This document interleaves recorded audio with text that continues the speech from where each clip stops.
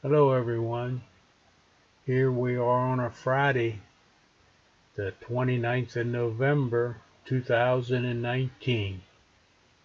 It is about 11:30 in the morning and we're making a flight up around the Clearview housing project again today. A little breezy, not bad compared to yesterday, but it's a little breezy. Drone didn't have too much trouble though. The video come out pretty steady. So made a flight out, came home, landed, everything went good, so I guess we had a good day. There's construction that was going on up at the house. There's some stud work up around the outside there. And the usual applies.